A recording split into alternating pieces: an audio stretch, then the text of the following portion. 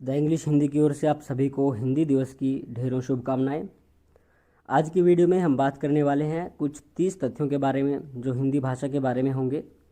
हर साल 10 जनवरी को विश्व हिंदी दिवस मनाया जाता है, जबकि भारत में हर साल 14 सितंबर को हिंदी दिवस मनाते हैं। 14 सितंबर एक ऐसा दिन होता है जब हिंदी न बोलने वाले लोग भी हिंदी को याद कर लेते हैं। दरअसल देश में अंग्रेजी भाषा के बढ़ते चलन और हिंदी की अनदेखी को रोकने के लिए ही यह दिवस मनाया जाता है। महात्मा गांधी ने हिंदी को जनमानस की भाषा कहा है और इसे देश की राष्ट्रभाषा बनाने को भी कहा था। इसके अलावा कई साहित्यकारों ने भी इसको लेकर अथक प्रयास किए, लेकिन अब तक हिंदी को राष्ट्रभाषा का दर्जा नहीं मिला। हालांकि इसे भारत की राजभाषा जरूर माना गया है। आधिकारिक रूप से पहला हिंदी दिवस जो मनाया गया था वह 14 सितंबर 1953 को मनाया गया था। इसका उद्देश्य देखिए क्या होता है। हिंदी दिवस मनाने का उद्देश्य लोगों को इस बात से रूबरू कराना होता है कि जब तक वे पूरी तरह से हिंदी का उपयोग नहीं करते हैं तब तक हिंदी भाषा का विकास नहीं हो सकता। इसीलिए 14 सितंबर को हिंदी को बढ़ावा देने के उद्देश्य से सभी सरकारी कार्यालयों में अंग्रेजी के स्थान पर हिंदी का उपयोग करने की सलाह दी जाती है। देखिए, इसके लिए आयोजन भी किए जाते हैं। हिंदी दिवस पर हिंदी के प्रति लोगों को प्रोत्साहित करने के लिए पुरस्कार समारोह का आयोजन भी किया जाता है। हिंदी से जुड़े कई पुरस्कार हैं, जिसमें राष्ट्रभाषा कीर्ति पुरस्कार और राष्ट्रभाषा गौरव पुरस्कार शामिल हैं। राष्ट्रभाषा गौरव पुरस्कार जहां लोगों को दिया जाता है, वहीं राष्ट्रभाषा कीर्ति पुरस्कार किसी विभाग या समिति आदि को दिया जाता है। तथ्य देखिए इसके बारे में क्या है। हिंदी भाषा के बारे में जितने सारे तथ्य हैं वो ऑथेंटिक लगभग हैं, लेकिन हम किसी भी तथ्य की गारंटी नहीं लेते। अगर कोई तथ्य झूठा निकलता है तो हम उसके लिए जिम्मेवार नहीं होंगे, लेकिन हमने जो ये तथ्य हैं इसके लिए वेरियस सोर्सेज से हमने इनको इकट्ठा किया है और आप मान सकते हैं लगभग ऑथेंटिक है 90%। देखिए, सबसे पहला जो है वो है हिंदी विश्व की लगभग 3000 भाषाओं में से एक है। हिंदी भारोपीय परिवार इंडो यूरोपियन की भाषा है। हिंदी का विकास संस्कृत से पाली, पाली से प्राकृत, प्राकृत से अपभ्रंश, अपभ्रंश से अवहट, अवहट से प्राचीन या प्रारंभिक हिंदी में हुआ।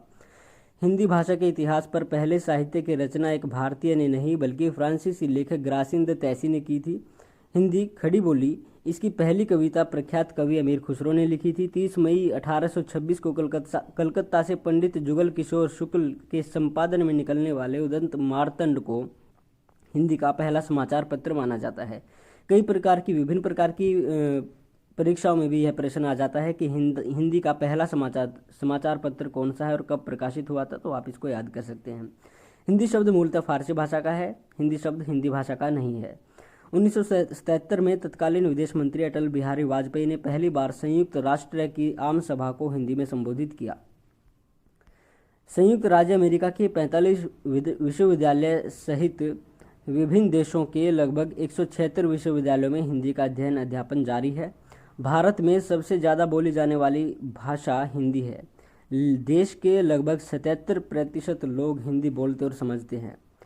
हिंदी भाषा के बारे में एक अच्छी बात यह भी है कि जिस शब्द को जैसे लिखते हैं वैसे ही हम बोलते भी हैं। जैसे अंग्रेजी में कई प्रकार से बहुत सारे ऐसे शब्द होते हैं जिनमें साइलेंट आपको अक्सर मिल जाएंगे, लेटर्स मिल जाएंगे। जैसे सुनामी है, TSUNAMI उसकी स्पेलिंग होती है, लेकिन उसमें टी साइलेंट होता है।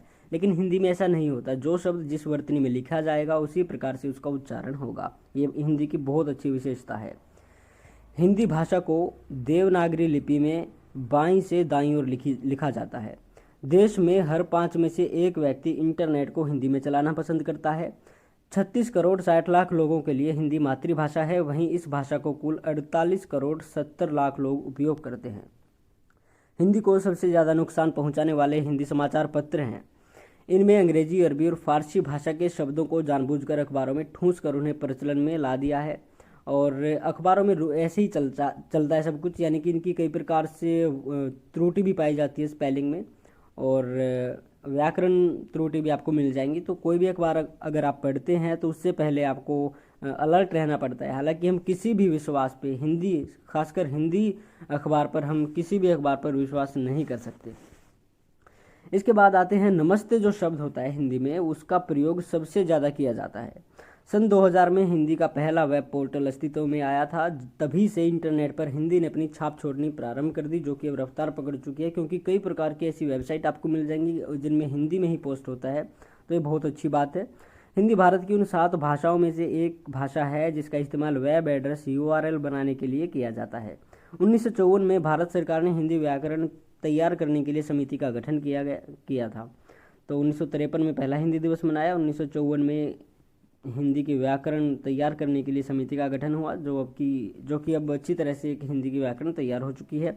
भारत के अलावा हिंदी बोलने वालों की संख्या संयुक्त राज्य अमेरिका में 6,48,983, मॉरिशस में 6,85,170, दक्षिण अफ्रीका में 8,90,292, यमन में 2,32,760, युगांडा में 1,47,000, सिंगापुर में 5,000, नेपाल में करीब 8 लाख, न्यूजीलैंड में 20,000 व जर्मनी में 30,000 है। 20 से ज़्यादा देशों में हिंदी भाषा का प्रयोग किया जाता है। विश्व की 7 भाषाएं ऐसी हैं जिनका प्रयोग वेब एड्रेस बनाने में किया जाता है, उनमें से हिंदी भी एक है। हिंदी की लोकप्रियता का अंदाजा आप इस बात से लगा सकते हैं कि हर साल इंटरनेट पर हिंदी कंटेंट की मांग 94% बढ़ रही है। यह दावा खुद गूगल ने कहा था। कई साल पहले गूगल ने स्टेटमेंट दी थी कि 94% हिंदी की डिमांड है इंटरनेट पे। इसके बाद है विश्व में करीब 60 करोड़ लोग लिखने, पढ़ने व बोलने में हिंदी का प्रयोग करते हैं। विदेशों में प्रतिदिन 25 से ज़्यादा पत्र पत्रिकाएं हिंदी में निकलती हैं। 1805 में प्रकाशित लल्लू लाल द्वारा लिखित श्री कृष्ण पर आधारित किताब प्रेम सागर को हिंदी में लिखी गई पहली किताब माना जाता है।